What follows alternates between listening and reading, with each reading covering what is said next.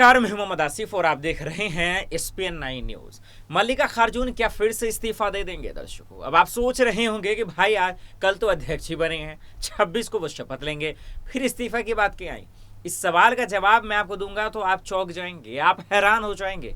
इसलिए मैं सवाल का जवाब तो दूंगा, लेकिन पहले हम आपको बयान सुनाएंगे कि हारने के बाद शशि थरूर साहब का क्या खुलासा है और जीतने के बाद मल्लिका खारजून का बयान क्या है। पहले देखिए मल्लिका खारजून कैसे बता रहे हैं कि मोदी सरकार ने देश को बर्बाद कर दिया। जीतने के बाद का उनका बयान बता रहा हूं। कह रहे हैं कि कैसे जो है आज देश संविधान को बचाया नहीं जा रहा है, वो भी खतरे में है, लोकतंत्र खतरे में है, सब कुछ खतरे में है। सवाल ये है क्या अब मल्लिका खारजून बचा पाएंगे उन चीज़ों को? मैं इन सवालों का जवाब दूं उससे पहले मैं चाहता हूं कि आप बयान को ध्यान से सुनिए कि जीतने के बाद कैसे तमाम लोगों को बधाई देने के साथ साथ मोदी सरकार पर जबरदस्त तरीके से हमला बोल रहे हैं। माननीय मल्लिकार्जुन खड़गे जी का अखिल भारतीय कांग्रेस कमेटी की ओर से इस विशेष पत्रकार वार्ता में मैं आपका स्वागत करता हूं।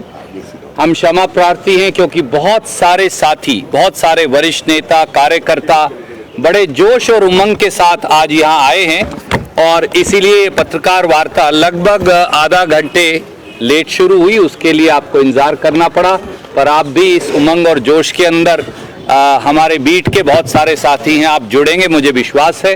बगैर विलंब के मैं आदरणीय खड़गे साहब से अनुरोध करूंगा कि वो अपनी बात आपको कहेंगे। आदरणीय खड़गे साहब।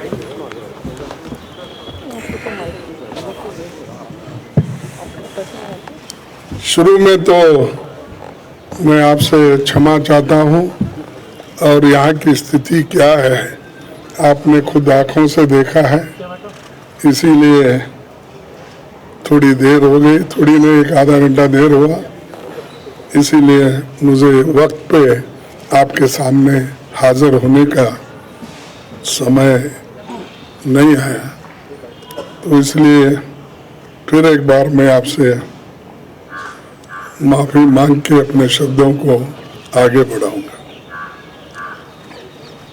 आजादी के 75 साल के इतिहास में भारतीय राष्ट्रीय कांग्रेस ने लगातार इस देश की डेमोक्रेसी को मजबूत किया और संविधान की रक्षा की।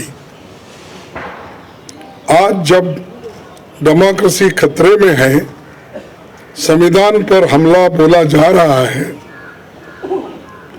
और हर इंस्टीट्यूशन को तोड़ा जा रहा है, तो कांग्रेस पार्टी ने राष्ट्रीय स्तर पर ऑर्गेनाइजेशनल इलेक्शंस करवाकर देश की डेमोक्रेसी को मजबूत करने का एग्जाम्पल पेश किया है।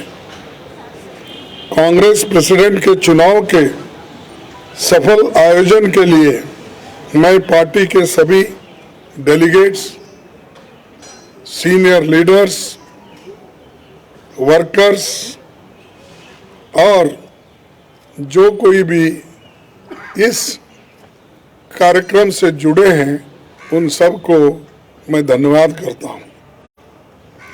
आप सबने डेमोक्रेटिक प्रोसेस में हिस्सा लेकर कांग्रेस को मजबूत किया है। आपने सुना मल्लिका खारजून को। अब उसके बाद हम उस सवाल का जवाब देते हैं कि अब इनका रोल अदा क्या होगा। क्या इनका कार्यकाल से पहले ही इस्तीफा हो जाएगा? क्या सोनिया गांधी बड़ा खेला कर देंगे? क्या राहुल गांधी बड़ा खेला करेंगे? दर्शकों, मैं इस सवाल का जवाब दूं उससे पहले शशि थरूर के साथ आते हैं। कहते हैं ना, इंटेलेक्चुअल बंदा इंटेलेक्चुअली होता है। देखिए इनके कॉन्फिडेंस लेवल को देखिए। हार के बावजूद भी कहते हैं ना, लोग इल्ज़ाम लगाते हैं, आरोप लगाते हैं, डिफेंड करने की कोशिश करते हैं कि भाई ये हुई वगैरह वगैरह, लेकिन शशि थरूर को सुनिए, दिल खुश हो जाएगा आपको। और इंटेलेक्चुअल क्यों कहे जाते हैं शशि थरूर जी, ये भी आपको एहसास हो जाएगा। तो देखिए मल्लिका खारजून साहब को लेकर, सोनिया गांधी और कांग्रेस के तमाम कार्यकर्ताओं को लेकर शशि थरूर साहब हार के बाद पहला बयान क्या कुछ कह रहे हैं। अच्छी बात है। देखिए, आपको पता है कि आज कांग्रेस पार्टी के करीब 900 से ज़्यादा अंग हमारे डेलीगेट्स, हमारे पीसीसी डेलीगेट्स, 9,000 करीब 9,000 माफ़ कीजिए, आज निर्णय लिया कि मल्लिकार्जुन खड़गे साहब हमारा नया अध्यक्ष होगा। मैं खबर सुन के उनके घर गए और उनको मेरी बधाई सुना दी। वो बहुत मेरे वरिष्ठ नेता है, मैं उनके साथ काम भी किया हूँ लोकसभा में, जैसे मैं आप सबको पहले भी बताया था। हम लोग कॉलीग्स हैं, सहयोगी है, और मैं खुश हूँ कि इस चुनाव के बाद कांग्रेस पार्टी को एक नया अध्यक्ष के लीडरशिप और के नेतृत्व और गाइडेंस से आगे बढ़ने का मौका मिलेगा। मैं ये भी कहूँगा आप लोगों से कि मैं बहुत आभारी हूँ कि इतने सारे कांग्रेस कार्यकर्ताओं ने मुझे समर्थन दिए, जिनमें से 1000 से ज़्यादा मतदान देने वाले हमारे डेलीगेट्स भी थे और बहुत सारे जो शायद वोट देने का हक नहीं था लेकिन कांग्रेस पार्टी की भलाई के लिए काम करने वाले मुझे हर प्रदेश में आके समर्थन दिए, मेरे साथ निकले और हर जगह में, जैसे अब आज भी देखते हैं, मेरे साथ रुक के मुझे जिस किस्म के मॉरल सपोर्ट दिए, मैं इसके लिए आभारी हूँ। मेरे ख्याल में हमारे कार्यकर्ता हैं हमारे पार्टी का असली गुरूर, और मैं कहूँगा कि हमारे कार्यकर्ताओं के काम से ही पार्टी आगे बढ़ेगी। और मैं खुश हूँ कि उनको इस विषय से इस चुनाव से उनको भी एक मौका मिला हमारे पार्टी के भविष्य के बारे में सोचने के लिए, और उनके ही पसीने से, उनके ही काम से हमारे पार्टी का भविष्य बनने में एक बहुत बड़ा भूमिका लेना। मैं चाहता हूं कि पार्टी उनकी भी आवाज़ सुने। मैं चाहता हूं कि खड़गे साहब का विजय हम सब मान ले कि कांग्रेस पार्टी की जीत है।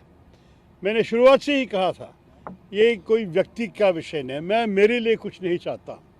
मैं सिर्फ चाहता हूं कि पार्टी मजबूत बने, क्योंकि भारतीय मजबूती के लिए एक कांग्रेस मजबूत होना बड़ी ज़रूरी है। तो इसी स्पिरिट में और इसी उद्देश्य से मैं लड़ा, और जो भी इस लड़ाई में भाग लिए उनको मेरी बधाई और मेरी ऑल माई ग्रैटिट्यूड मैं बताना चाहता हूँ। मैं उससे अभी रुकूंगा, क्योंकि अगर आप लोग को प्रश्न होंगे तो शायद उसके लिए जवाब दे दूंगा।